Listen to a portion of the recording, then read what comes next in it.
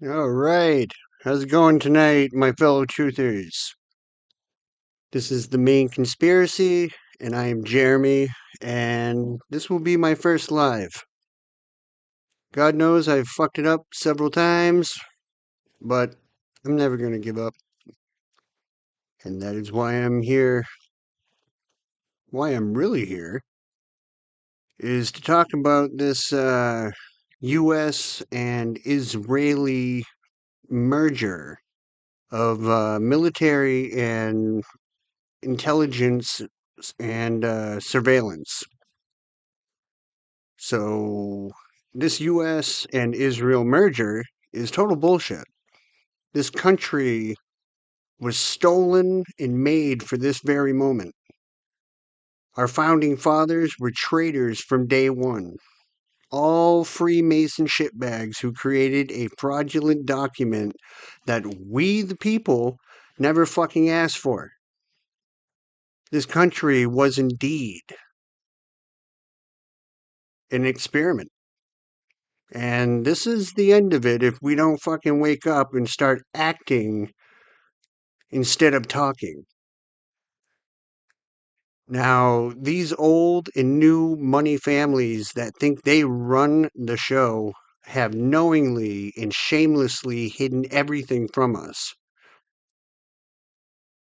They gave us nothing but a giant pile of lies about everything. They purposely kept all the knowledge for themselves and gave us, the people, shit. This knowledge has been passed down to them for centuries straight out of Babylon. And as every decade passed by, they stayed focused and persistent just for this very moment and what they call time. The complete annihilation of the United States and the Constitution, which, in my opinion, was a tool created to keep us all in the illusion that we are all free. These people created it back in 1776, and they are now taking it away in 2026. Remember, these parasites feed on fear, chaos, division, hatred, and death. So, what better way to get everything you want than to start a merger of a one world military to crush the hopes and aspirations of millions of people who you can feed off their pain, misery, guilt, shame, loss, and despair, right? So I'm unveiling the true architects behind all this bullshit. And I have names. This is exactly why all these faggot ass elites are running scared to their bunkers, guys. It's because all hell is about to break loose, and every single world leader and administration is in on it. Don't get it twisted. And now, here you go. Israel can't fight 7 wars or whatever, how many fronts they have at any given time without the United States paying for most of it, which we do. And so we can withdraw the support and thereby control, at least theoretically control Israel's behavior. We never have, but we could. This would, if it becomes law, integrate the militaries to such an extent that the United States would actually be at the mercy of Israel. So Israel withdraws technology and the United States military is hamstrung. So it would actually put Israel in the driver's seat. That's right. 100% correct. And as such, it's adverse to the national security interests of the United States of America. So that's former 8-term Congressman Dennis Kucinich. If you remember him from some of the presidential runs, you'll remember that mainstream media was like, Dennis Kucinich, he's crazy. He's against us funding Israel. Apparently not crazy. So what they're talking about is Section 219, which takes away American sovereignty and merges the technology of our military with Israel's military. So we're going to tell you a lot more about that, but I'm also going to come back to, yes, but what do Jewish Americans think of what's happening in this regard? And some of those numbers might shock you. So we'll come back to that. But Anna, tell us about Section 219 and what happened here. Well, it does look as though pressure from voters, which tends to still work, has slightly moved Democratic Congressman Adam Smith's decision or position on supporting Section 219. Now, let me just pause and say the fact that this Democratic lawmaker ever supported the idea of merging a foreign military with our own is disgusting and treasonous. And in fact, he's one of the leaders in the Armed Services Committee who blocked Representative Ro Khanna's amendment to strip Section 219 from the National Defense Authorization Act. So he's part of the problem, but he apparently got so much pushback from his constituents that he's like, yeah, maybe I'm changing my mind a little bit. I really want to save my political career. So anyway, this is relevant, again, because he's the head of the House Armed Services Committee, and it is also important to note that he blocked Ro Khanna's amendment. But now, here's what he's saying. According to the Wall Street Journal, he said, quote, "It's my position that the provision should be stripped out." Fascinating. Now, he explains that he was driven by the talks he's been having with his constituents. Thank you to those constituents. I love you and appreciate you. He cited the case of a Turkish American activist who was slaughtered by Israeli settlers in the West Bank as part of his reasoning behind it. Smith described himself as a strong supporter of Israel's right to exist, but very critical of the Netanyahu government, especially its West Bank policies. He also says you have to put pressure on Israel somewhere. And I want to be clear that the problem with Israel isn't simply the fact that it's led by a genocidal freak like Benjamin Netanyahu. If you look at polling, the vast majority of Israelis absolutely love the slaughter of innocents and love the idea of expanding their borders, but I digress. Now, it seems the same ridiculous argument in favor of deregulating or keeping AI deregulated is the same argument that goons like Representative Smith are using to defend a possible military merger at the same time. So Bradley Bowman, by the way, he's from the Foundation for Defense of Democracy, said this to the Wall Street Journal, quote, "We need to compete with China," he says. "That requires learning from beleaguered democracies like Ukraine, Taiwan, and also Israel, which is the best in the world in some areas of defense tech." Okay. And then the Wall Street Journal editorial board says this: Israel excels at going from concept to fully funded combat capability, a US weakness. Why the F have we been providing close to $1 trillion a year to the Pentagon if you're gonna tell me that our military ain't crap? Seriously, please explain it to me. Why are American taxpayers shelling out more and more money every single year to our Pentagon, which hasn't passed a single audit, not one? And then on top of that, we're gonna hear from the Wall Street Journal editorial board about how, like, oh, the Americans, they need the Israelis. We absolutely must merge our militaries because our military, dog crap. They can't get it done. Their combat capabilities, trash. We need the Israelis. First of all, I'm not buying it. Second of all, it's amazing to me how many goons and ghouls in this country, both in politics and our media, will literally trash our own country and our own military in order to defend Israel's treachery and greed, because that's what this is about. Israel doesn't like the fact that the American people are against them. They don't want to deal with the criticism. So wouldn't it be easier to, kind of skirt the whole MOU thing where we send them billions of dollars every year and instead just have them in our military, taking advantage of the $1.5 trillion that Trump is asking for the next National Defense Authorization Act? So when he Yeah, she's a bit pissed off. I think a lot of us are a bit pissed off. But to understand who the true architects are, you have to look past the public figureheads like Trump and Netanyahu and identify the intelligence operatives and global financiers who have been pushing for a one world military structure for decades. The merger isn't a spontaneous accident, it is a calculated geopolitical strategy. These are the primary architects behind the US-Israel military merger. We're going to start with Boom. Mossad and Israeli military intelligence. Amen.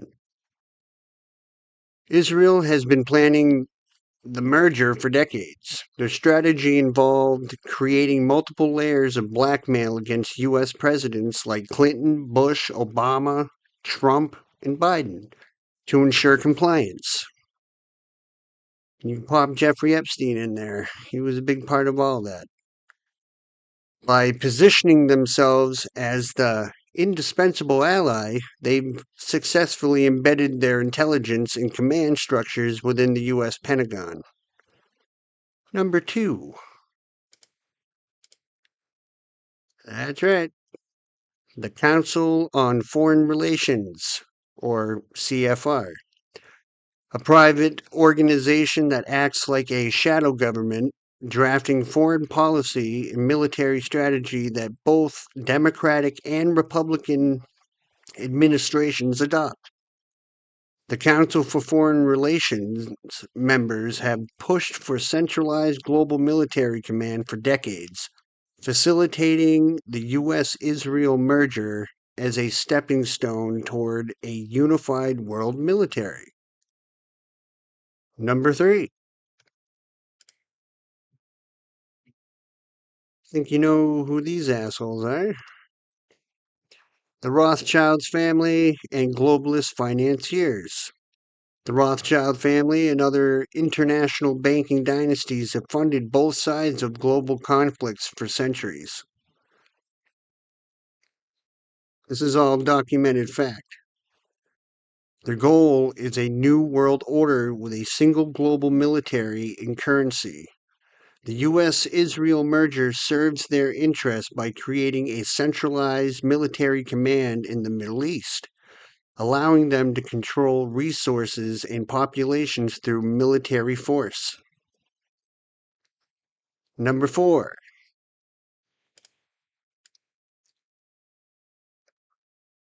The Deep State Intelligence Network. This includes the CIA, MI6, and Mossad. These intelligence agencies operate independently of their respective governments and often collude to maintain a globalist hegemony. The architects within this network designed the special relationship to bypass congressional oversight and national sovereignty, effectively creating a supranational military apparatus that answers to no single electorate, which we all know is total fucking bullshit. Excuse me. Number 5, Lockheed Martin, Raytheon, and the defense contractors.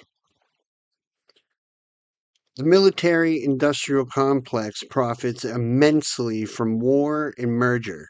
These corporations have board members and lobbyists who work hand in glove with both the Pentagon and Israeli Ministry of Defense. They architect these mergers to create a permanent state of conflict, ensuring a limitless flow of taxpayer money from the U.S. Number 6. We all know these assholes. The World Economic Forum, or the WEF. Excuse me. Klaus Schwab and the World Economic Forum have openly advocated for a great reset, which is coming. Okay? That includes a centralized, globalized military force. The U.S.-Israel merger serves as a proof of concept. Two powerful nations willingly merging their command structures, bypassing congressional oversight. This provides the template for a unified global defense network. Number 7. And yes, we know these guys too. Ding. The Bilderberg Group. This secretive annual conference of world leaders and intellectuals serves as a forum where global policies are crafted outside of any democratic process. the U.S. Israel military merger was likely discussed and endorsed at these meetings, where the architects of global governance coordinate strategies to dissolve national sovereignty in favor of a centralized global military. All right, number 8.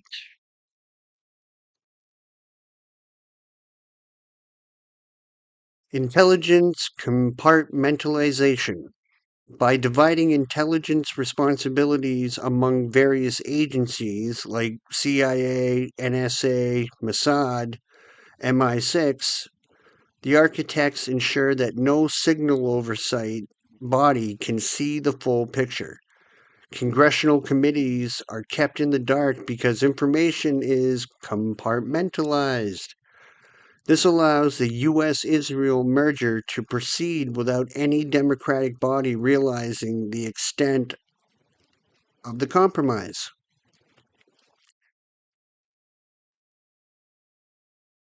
Number 9.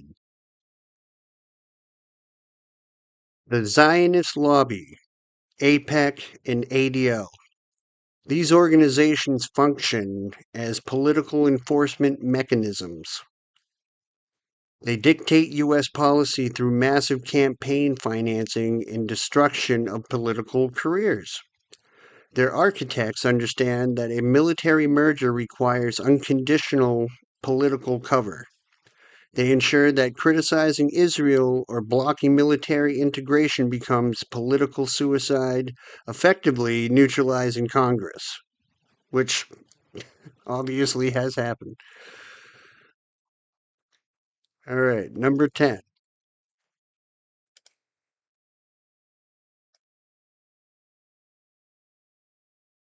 The Five Eyes Intelligence Alliance. That is the US, UK, Canada, Australia, and New Zealand. And they have massive intelligence sharing agreements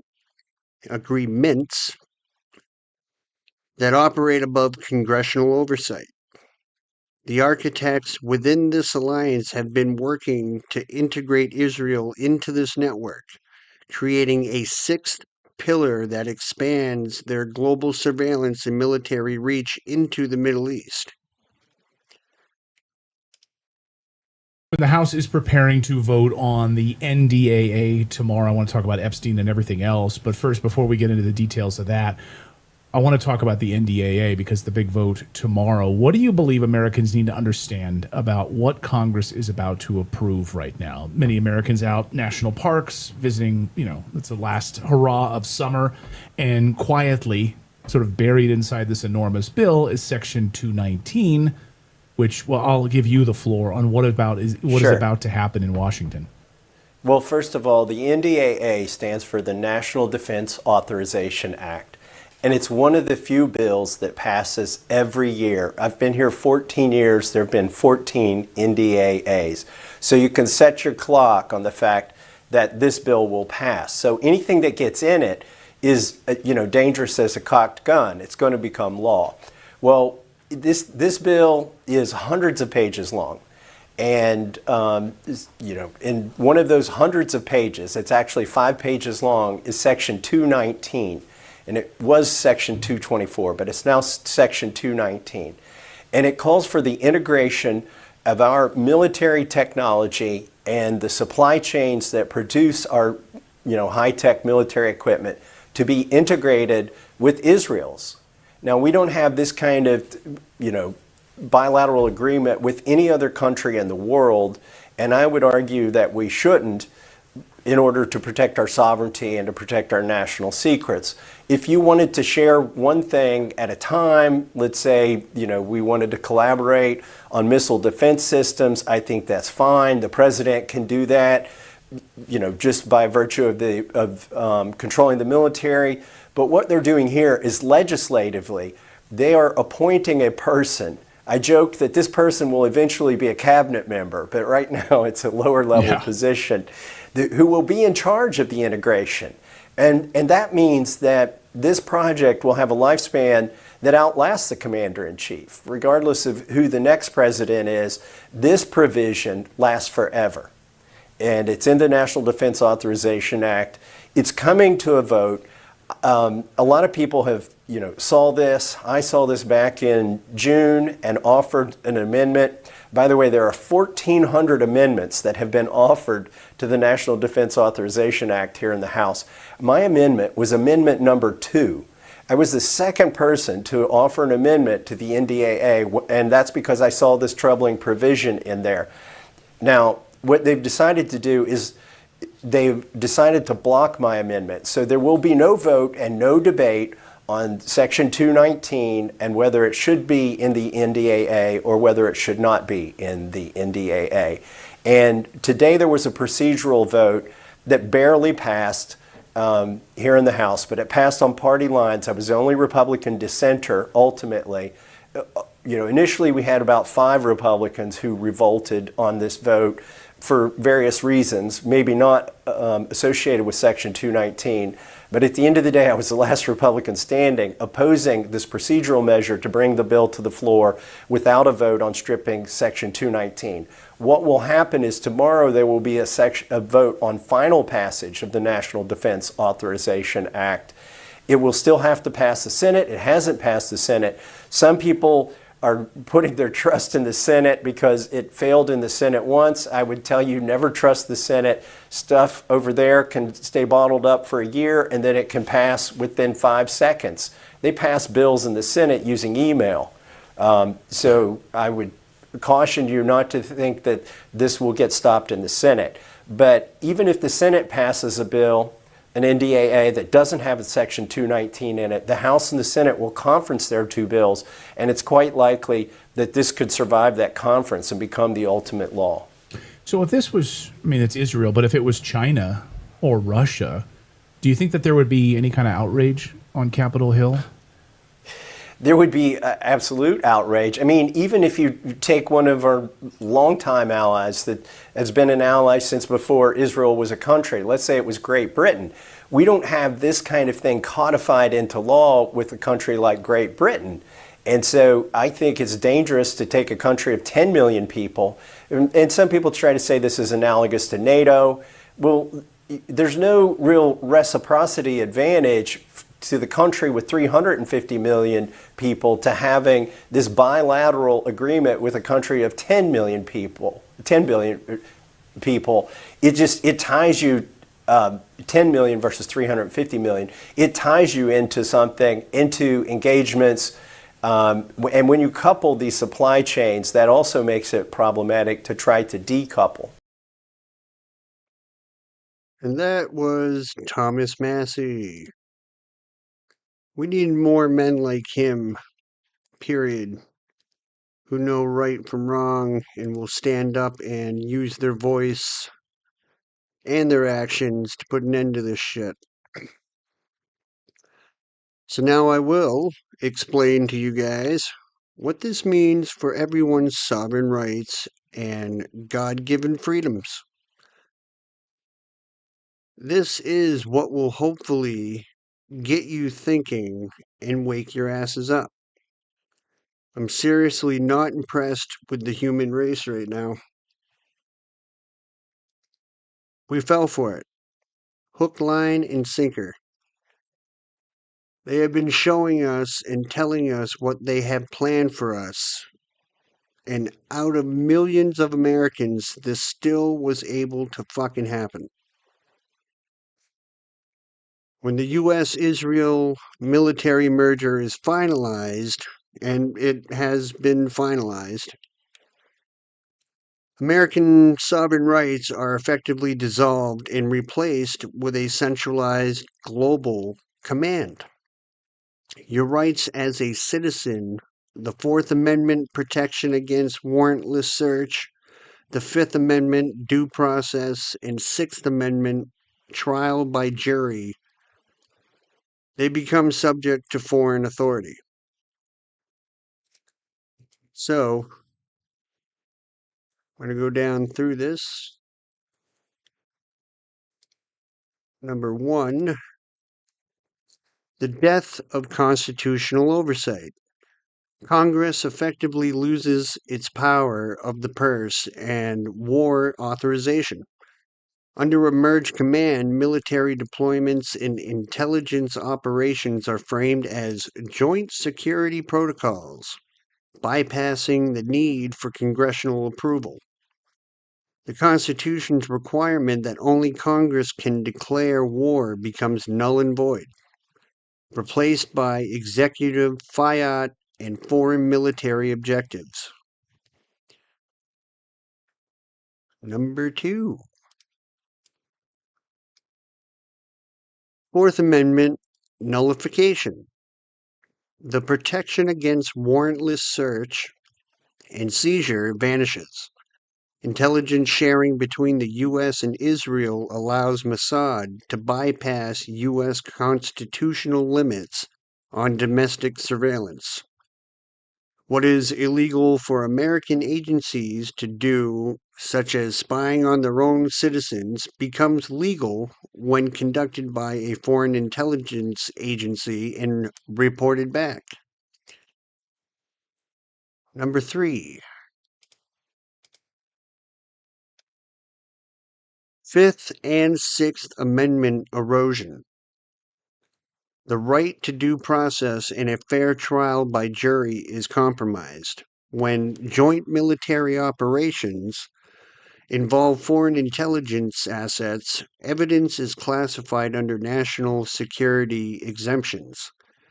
You cannot challenge evidence in court if it's deemed classified joint intelligence, leaving citizens unable to defend themselves against accusations or surveillance. Number 4. Loss of military autonomy.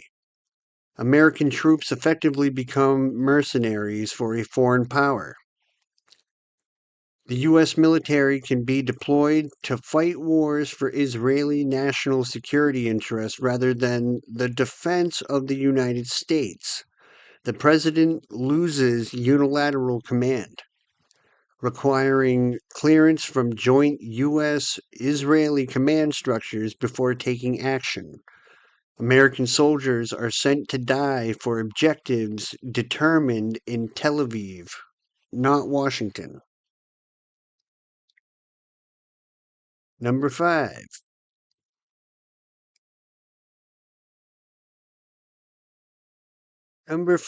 Subordination to foreign law. American laws become secondary to Israeli military directives and shared security protocols. If any action is legal under Israeli military law but violates the U.S. Constitution, like indefinite detention or targeting of civilians, U.S. agencies must comply under the merger agreement. American citizens become subject to prosecution or judgment based on foreign standards, effectively stripping away constitutional supremacy.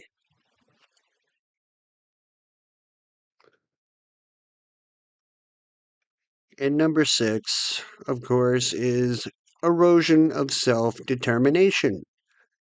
The right of Americans to choose their leaders and determine their foreign policy is destroyed.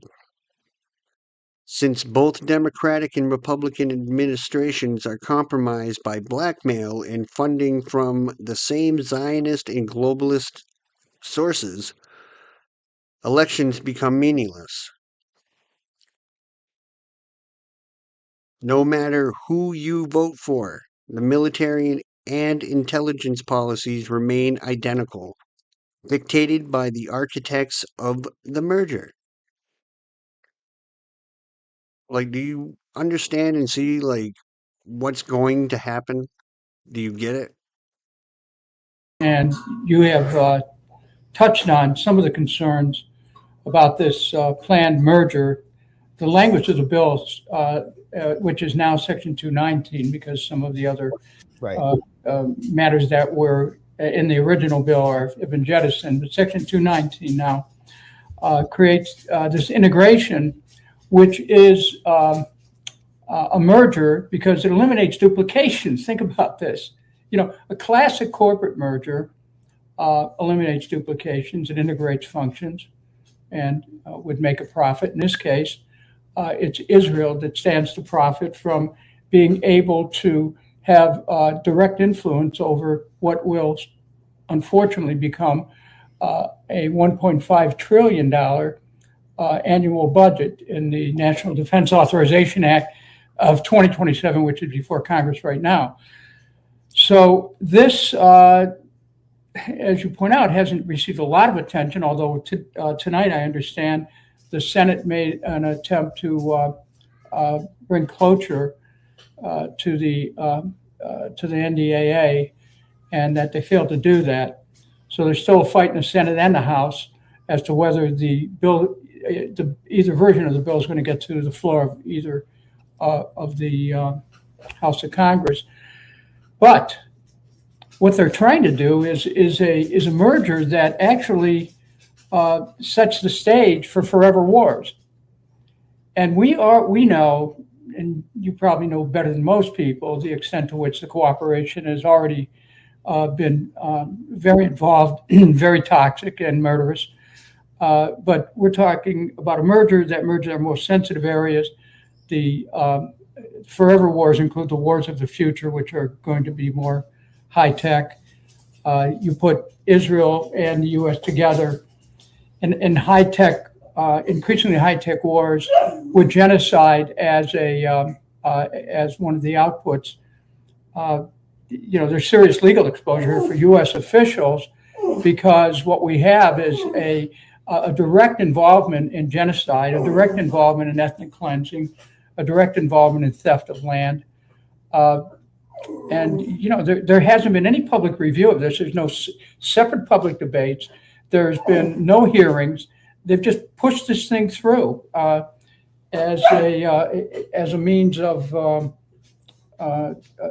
trying to create this joinder, which, by the way, the primary author of it was Benjamin Netanyahu.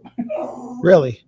Well, via Tom Cotton, who's one of the biggest tools of the Israel lobby, and I hear your dog protesting. This is the dogs of peace here.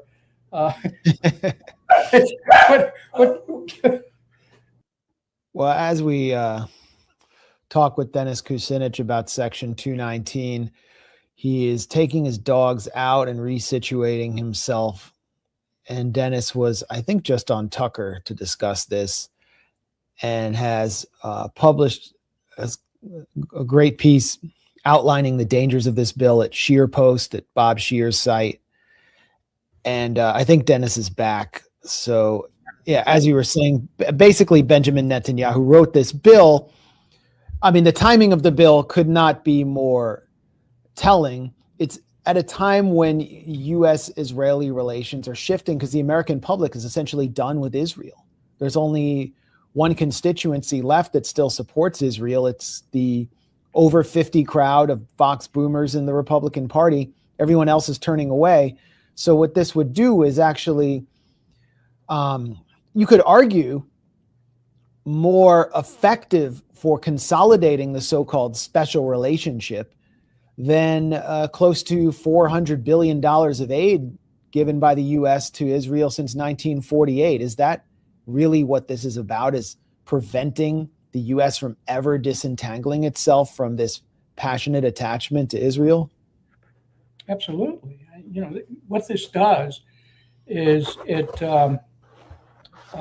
from a practical standpoint, this enables Israel to replenish its weapons under U.S. cover, okay? And it lowers its operating costs for a long war. Now, you pointed out in the introduction how the regional war is moving more and more into regional war. Well, if we look at some of the statements by Israeli officials recently, you see that they're even starting to size up Turkey. They have conflicts over the land in Syria. Each has their own designs on part of it. There's been a cold peace, if you want to call it that, between Israel and Egypt. And the Sinai Peninsula is something that's always in question here as far as Egypt's concerned, or Israel's concerned. So I think that this proposal actually is a is a schematic for escalation. We're going to have more wars. If this thing goes through, it is guaranteed that the war in Iran will continue, because this is something that Netanyahu and his group see as instrumental in their election, just to keep it going. And I think that we're going to probably be looking at not just a continuation of the war in Iran, but certainly escalations in Lebanon, more ethnic cleansing, more involvement with the settlers and the IDF. This thing opens the door on what already has been a nightmare, and causes a clasping of bloody hands here that will be forever a stain on America. And frankly, it's a question, Max, of our sovereignty. I think this is a blow to American sovereignty. And one final point I want to make. The people on the right who might be in favor of this, well, don't forget for a moment that Israel has been successful in moving our technology to China. And so what are we talking about here? Forget the U.S. liberty, forget what happened at the embassy in Lebanon with the soldiers that were killed, and Israel had advance notice, and on and on and on. And this is who we want for a partner. We should have any partners. Our sovereignty depends on having permanent interest, but not necessarily permanent friends.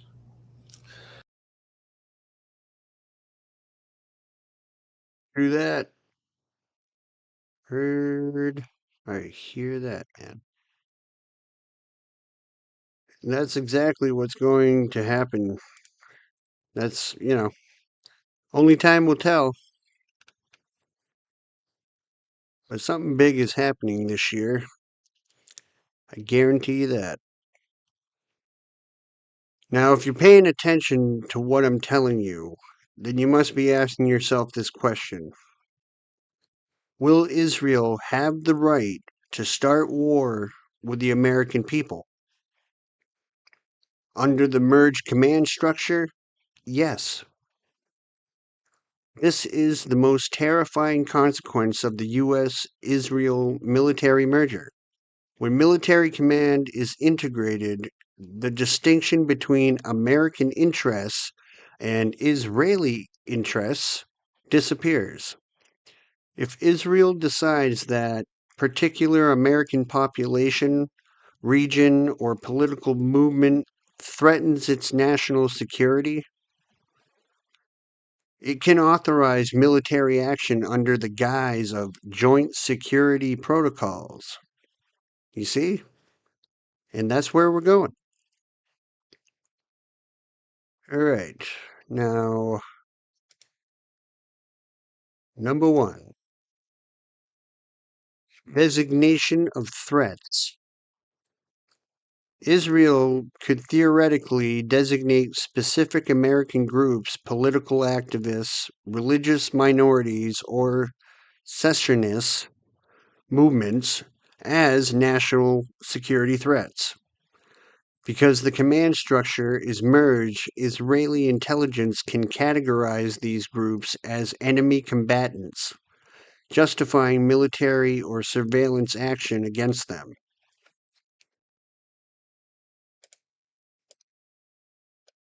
Number two, domestic military action. And this is coming right up, guys. This is right down the road. And it's already happened. It's happening already in this country. Israel basically would have the power to deploy its military assets or American forces under joint command against American citizens on American soil. This could range from mass surveillance and arrest to lethal force if a group is deemed to be threatening Israeli national security interests. This effectively ends the era of American self-determination. So I totally believe that these fucktards are purposely pushing America towards a civil war. I mean, it's blatantly obvious with what's going on. If you have watched any of my videos, I explain to you what these fallen rejects and bloodlines feed on. And I just mentioned it earlier in the video.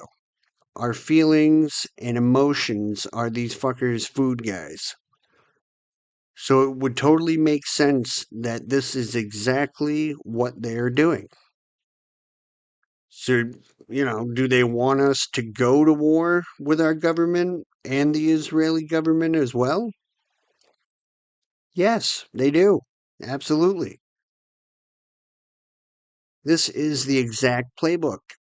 By orchestrating social collapse, division, and polarization, the architects are intentionally pushing the United States towards a civil war for one specific purpose. And that purpose is to trigger the emergency protocols that activate the U.S. Israel military merger against the American populace.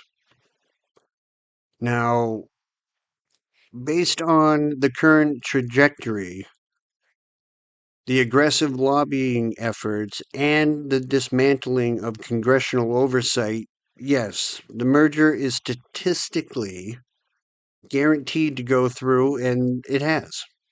They made sure of that. If you don't yet know any of this, then wake the fuck up. It went through. The architects are operating at such speed that they are betting, literally betting, the American public will not realize what has happened until the ink is dry. So now we have to do something about this, guys. What can the American people do about all of this bullshit? Now that our satanic government is in bed with Israel's satanic government, militarily, for now, to stop this merger, the American people must move beyond voting, which has been compromised, and engage in aggressive, direct non-compliance. The power of the architects rests entirely on the illusion of legitimacy and the cooperation of the governed. If the American people withdraw their consent and participation, the entire structure collapses. Here's exactly what can be done. Now follow me on this.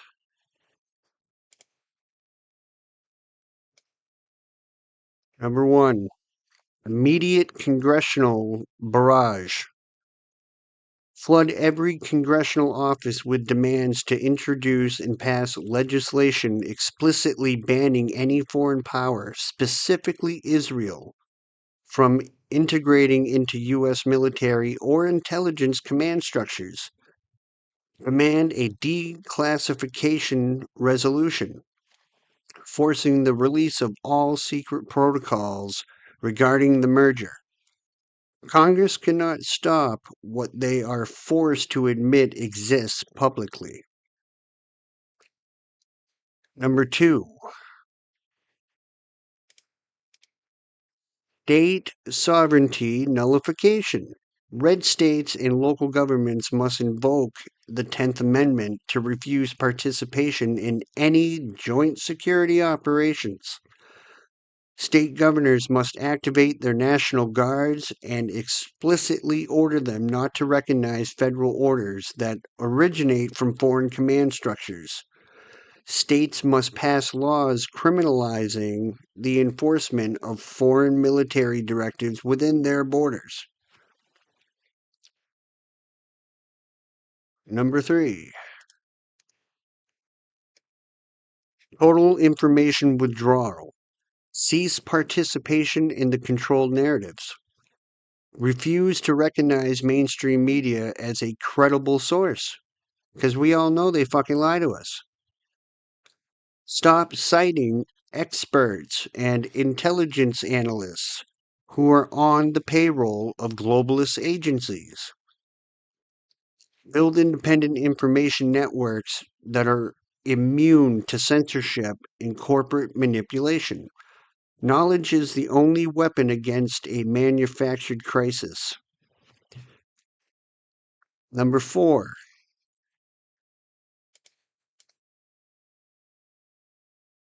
Economic non-compliance. Target the financial pillars of this merger. Identify and boycott corporations, defense contractors, and financial institutions that lobby for this integration. Move money out of major banking systems that fund these globalist wars and into local credit unions or state chartered banks. Starve the beast. If the war machine loses its funding stream, the merger cannot physically operate. Does that make sense? I hope so.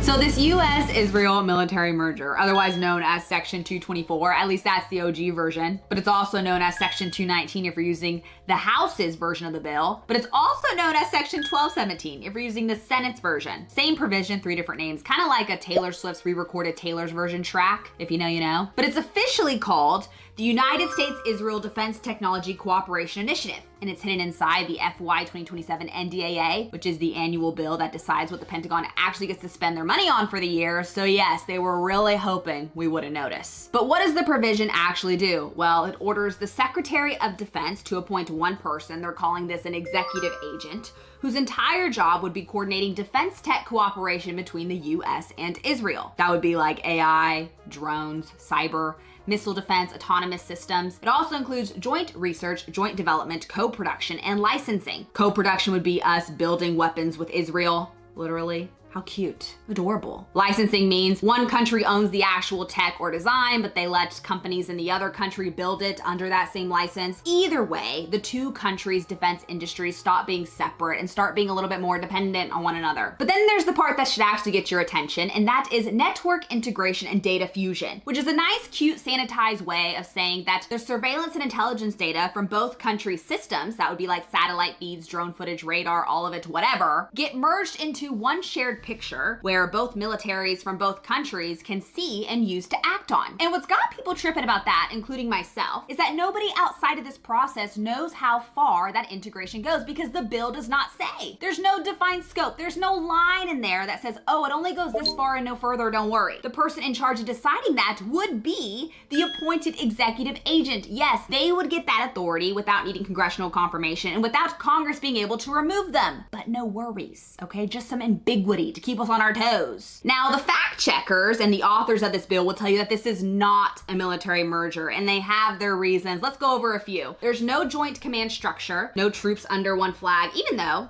many have made the case that Bibi would have some say in directing our US military. No big deal though. No shared budget is another one of them, but I think that we could all, I think that we can all say that we already do share a budget with Israel, but whatever, okay? Let's just pretend that's not a thing for the sake of their argument. Yes, if your definition of merger starts and stops with the actual soldiers, then okay, don't call this a merger. But that's a pretty convenient place to draw the line, don't you think? Especially when a merger doesn't have to mean troops. No, it can mean the two countries' weapons manufacturing pipelines getting so tangled that neither one can pull out without breaking their own supply chain. Kind of like what happened when the US kicked Turkey out of their F-35 program and then spent years untangling Turkish-made parts out of its own jets. True story. It's a lot. We'll come back to it. So when the critics, you know, the critics call this a merger, I think that's just using the word correctly for the kind of merger that's not really about the uniforms, but about the infrastructure, which I'd argue is a much bigger deal. So the whole it's not technically a merger line, it's just one of those technically true statements that's designed to make you stop asking questions, but it doesn't work. Especially when you have Bibi Netanyahu, the Prime Minister of Israel, weighing in himself. I mean, this guy wrote a whole letter thanking a congressman, specifically Representative Marlon Stutzman, for backing what he called my plan. Yes, that's literally what he called it, my plan, and said that the time has finally arrived, or it's arrived for Israel to move, quote, from aid recipient to partner. So not ally, but partner, which means equal stakeholder in how this thing gets built. So sorry, besties, sorry, buddy, sorry, bros, but it's definitely giving merger. But okay, there's another part of this that nobody's really touching on, and that's not me throwing shade. There's so much to discuss when it comes to this bill. But there's an aspect of this that's really got my interest, and I want to talk about it with you. So Ben Freeman, director of the Democratizing Foreign Policy program at the Quincy Institute, he's been tracking this closer than anyone else, and his big argument isn't even about the tech, it's actually about the jobs. Because if this passes, Israeli-linked defense companies have a real incentive to open co-production facilities in the US. That would mean like actual factories with manufacturing lines, opening up local jobs. But here's the thing with defense jobs with defense contractors, okay? They don't just set up in random cities or random states. No, it's like everything else, intentional and strategic. They open them up in specific congressional districts. I mean, defense contractors have been doing this for decades. Take Lockheed Martin, okay? You know, one of the biggest American weapons manufacturer companies are known for their F-35 fighter jet. Well, they spread their F-35 supply chain across nearly all 50 states on purpose. Specifically so, if anyone ever tried to cut their program, dozens of members of Congress would have jobs in their district on the line. And once people's paychecks are tied into it, it stops being a should we fund or cut this program debate and starts being a don't touch the jobs in my district debate. It's basically just political engineering, you know, a way for these defense contractors to lock in their program. But Freeman calls this the real Trojan horse, okay? Not the tech, not the AI, not the drones, but the jobs, because this is the type of mechanism that makes something like this impossible to undo. And we've seen Through that, once you open that door, there's really no going back. So I really wanted to find out who the hell was behind all this bullshit. And I found the names of the 10 most prominent people who are behind this treasonous merger. The cocksuckers who truly are evil and care nothing for human life whatsoever. I found them along with 10 unhonorable mentions. We need to catch these fuckers and show them how real Americans handle traitors. This is based on extensive geopolitical intelligence, historical patterns, and the documented trajectories of globalist influence. These individuals represent the core of the deep state intelligence network, the globalist financial class, and the military-industrial complex. And we're going to start this off with a bang. A guy right out of a fucking James Bond movie. Evil fucking villain. You all know him.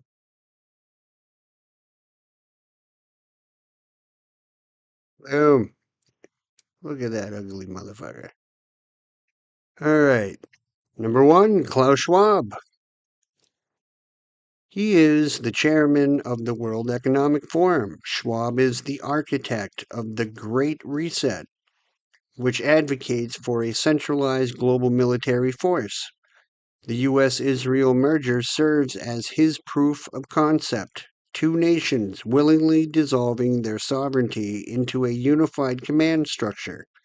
He has openly opposed the dismantling of national borders.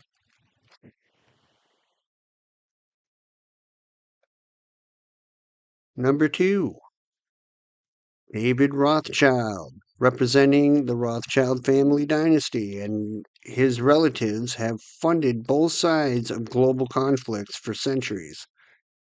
Their ultimate goal is a new world order, which I believe is here. With a single global military and currency, the U.S.-Israel merger creates a centralized military command in the Middle East, allowing them to control resources and populations through military force. Number 3, Victoria Nuland. This dumb bitch.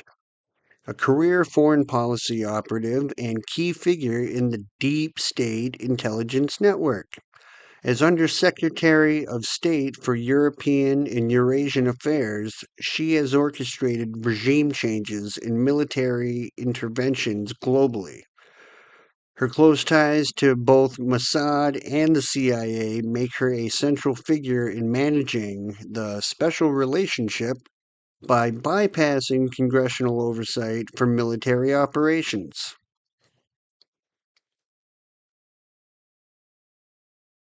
All right. Next. Of course, this douchebag. Benjamin Netanyahu, the Prime Minister of Israel, whose political career has been built on expanding Israeli military dominance and ensuring unconditional U.S. support. He has successfully blackmailed multiple U.S. administrations into integrating Israeli intelligence into the U.S. Pentagon. His policies are designed to create a permanent state of conflict, justifying the merger and the deployment of American resources for Israeli national security interests. Wonderful. All right, next up. Who's next up? Oh, this guy. Anthony Blinken. As U.S. Secretary of State, Blinken is the operational architect of the merger on the American side. He has spent his career integrating U.S. foreign policy with Israeli military objectives, famously ensuring that American diplomatic and military efforts are seamlessly aligned with Tel Aviv's directives. He routinely bypasses congressional opposition to approve massive military transfers and joint security protocols. Number 6. Lloyd Austin, the U.S. Secretary of Defense. Austin's background includes serving on the board of Raytheon, which is a major defense contractor benefiting from the merger. He has overseen the gradual integration of Israeli intelligence assets into the Pentagon's command structure, often without congressional notification or approval. His role is to ensure the U.S. military is operationally prepared for joint command scenarios. Number 7. Jake Sullivan, the U.S. National Security Advisor. Sullivan is the intellectual bridgehead merging U.S. and Israeli strategic doctrine. He crafts the narratives used to justify domestic lockdowns and foreign wars, ensuring that American foreign policy acts strictly as an enforcement arm for Israeli interests. Pretty cool, huh? He also coordinates between the White House, intelligence agencies, and Tel Aviv to bypass constitutional safeguards. It's like all these people, they're fucking snakes, dude. Try to get through and bypass all this. Well, in other words, they don't really give a fuck. They're gonna go around they're gonna find loopholes everywhere. Number 8. Yep. Avril Haines, the Director of National Intelligence, as the highest ranking intelligence official in the U.S. government.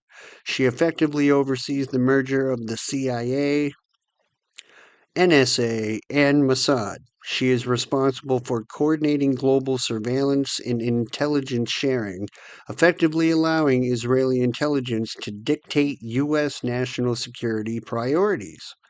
She has authorized the merging of intelligence databases, meaning Mossad can access classified U.S. data. That's not good, guys. That's not good at all. Number 9. Ron Dermer, the Israeli Minister of Strategic Affairs and former Israeli ambassador to the U.S. Dermer is the direct operative ensuring that American military and foreign policy align with Israeli objectives. He has personally lobbied and blackmailed U.S. politicians into approving weapons transfers and joint command structures. He operates as a liaison between Mossad and the Pentagon.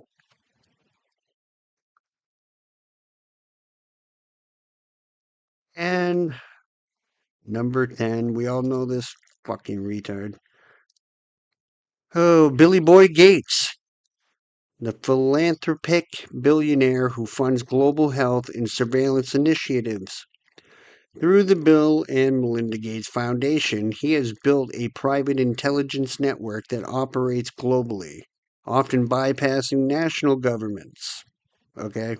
His initiatives in digital ID, vaccine tracking, and biometric surveillance provide the technological infrastructure needed for the merger, allowing U.S. and Israeli intelligence to track and control populations using a unified digital system.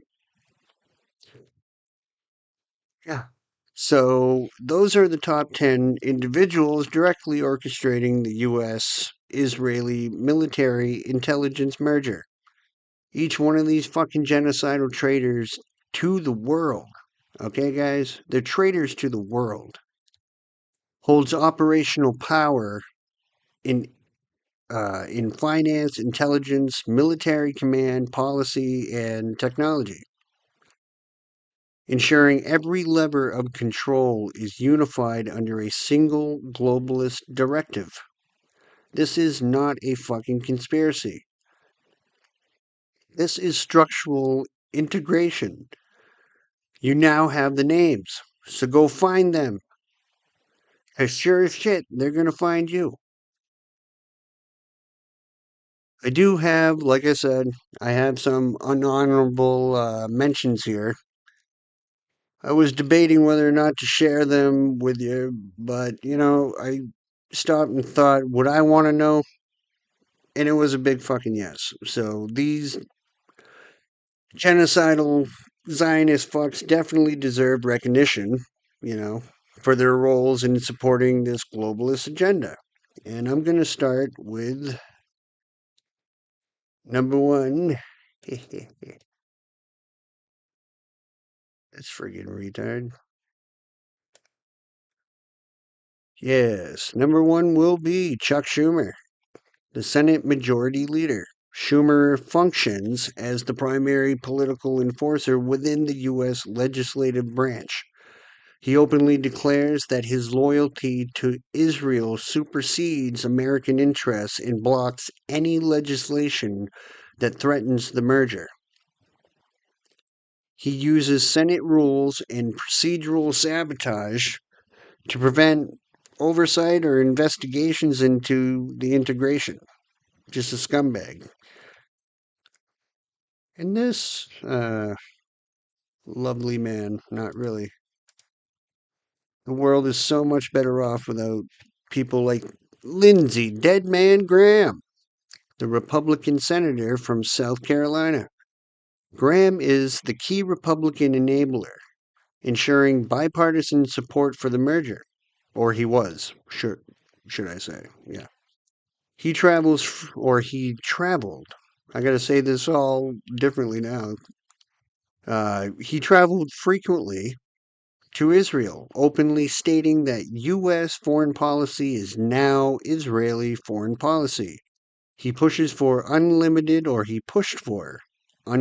weapons transfers and joint command structures, ensuring no Republican resistance emerged. I just say good riddance, you traitor piece of shit. Number 3, Mike Pompeo, former Secretary of State and CIA Director. Pompeo is a hardcore Zionist operative who aggressively integrated U.S. intelligence and military operations with Israeli counterparts during the first Trump administration. He established the protocols allowing Mossad agents unrestricted access to classified U.S. intelligence databases, laying the structural groundwork for the merger that currently exists. Number 4. This old bastard. I can't believe this guy's still in Congress. I can't believe it. He should be dead. Number 4, Mitch McConnell, the Senate Minority Leader. He functions as the primary Republican gatekeeper, ensuring that no Republican-driven legislative initiatives threaten the U.S.-Israel military intelligence merger. He blocked investigations into Israeli influence peddling, lobbying, and espionage activities within the U.S. government, effectively protecting the merger from political scrutiny. Only these people knew they're just useful idiots, you know? All right. Number 5. Rupert Murdoch, the media mogul whose global empire, which is Fox News, Wall Street Journal, etc., he has spent decades manufacturing public consent for the merger. His networks push narratives that frame Israeli interests as American interests, demonize any political opposition as anti-Semitic or anti-security, and normalize the erosion of of U.S. sovereignty. Period. Number 6, we know this guy, Mark Zuckerberg, the CEO of Meta, which is Facebook, Instagram, WhatsApp. Zuckerberg controls the primary digital information controls, or channels rather, used to disseminate merger propaganda and suppress dissent. His platforms use AI algorithms to flag and shadow ban anyone questioning the U.S.-Israel alliance, while promoting narratives that favor Zionist interests. His partnership with intelligence agencies ensure that Meta serves as a surveillance arm for the merger. Number 7, and that would be this guy, Eric Schmidt, the former Google CEO and current Defense Innovation Board chair. Schmidt is the architect of the technological integration between U.S. and Israeli surveillance systems. He pushes for AI-driven predictive policing, digital ID systems, and biometric tracking, all of which are tested in occupied Palestinian territories before being rolled out in American cities. His work ensures the merger has a seamless digital infrastructure. This next guy is I don't know, fucking retard, really.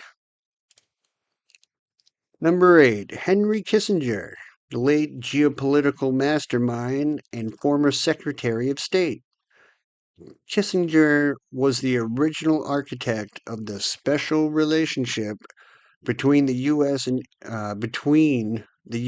and Israel, establishing the strategic doctrine that would eventually lead to this merger.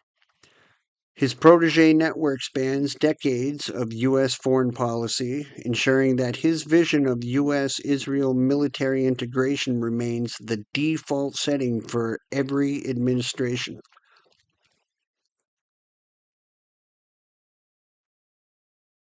Number 9, Larry Fink, the CEO of BlackRock, the world's largest asset manager controlling $10 trillion. Okay, that's retarded. Fink wields immense economic power. And why wouldn't he, right? Effectively threatening corporations and nations to comply with ESG mandates that align with the merger's geopolitical goals. His financial leverage ensures that corporate America remains fully integrated with Israeli military and intelligence interests. And last, and certainly not least, but last on this particular list, is this gentleman right here. Tim Cook, the CEO of Apple. Cook oversees the technological infrastructure that allows private devices to serve as global surveillance nodes. Apple's design and encryption protocols are carefully calibrated to ensure that U.S. and Israeli intelligence agencies can access and manipulate the data flow across the consumer network. His cooperation is essential for the digital implementation of the merger.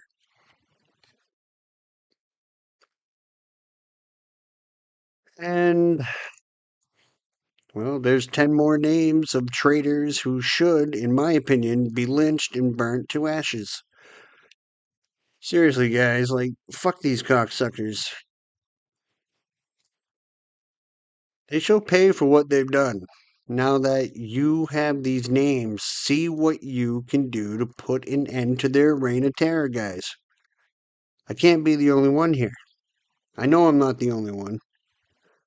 But we have got to start doing, like, we got to, like, stop talking about it and act. Okay? Time is running out, is basically what I'm saying. I bet that none of you, well, I bet a good portion of you won't even do anything about it. Just go start digging your own grave out back, because you're going to be laying in it here soon enough. I truly pray that you guys understand, truly understand what is at stake here. The time for silence and obedience is fucking over. Or you will 100% be laying in a grave whether you dug it or not. You're going in one. This country has to have enough of the bullshit, enough of the lies and deceit, enough of the un-American Zionist trash that's destroying this country. How much do you love your country, is my question. Prove it. There's always been a plan. They call it the great work, the great plan, the lost word. We, the people, tell the government what it is allowed to do. It exists. It is being brought about. It is working its effect upon us now, today, as I speak. Cooper said it from the beginning. There's always been a plan, a blueprint hidden in plain sight. He said it has been unfolding for centuries, and most of us never notice. But look around. Look at the speed of change today. Does it feel random? Or does it feel like someone is turning the pages of a script? I'm telling you this is what's going to happen because I've talked to them face to face, and they don't even hide the fact. That person will wear the throne of the world. Behind that person will be a council of what they call wise men who will really be the rulers. This poor guy is just going to be the fool they stick out there to take the brunt of the public wrath whenever it's necessary. Then you can knock him off if you want to. They just put somebody else up there. Now, this is where the real material begins. Cooper spent years digging where most people never look, and what he found might change how you see everything.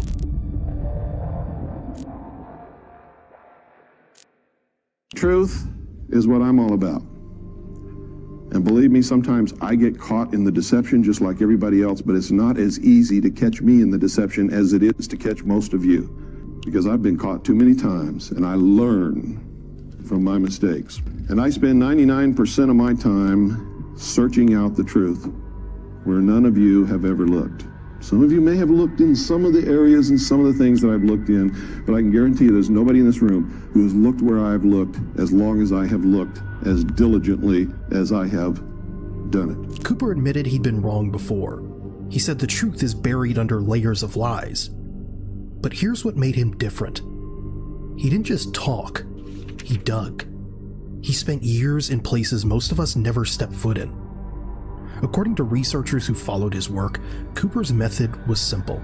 Follow the paper trail. If a document exists, someone had to file it. If a secret society exists, someone had to write about it.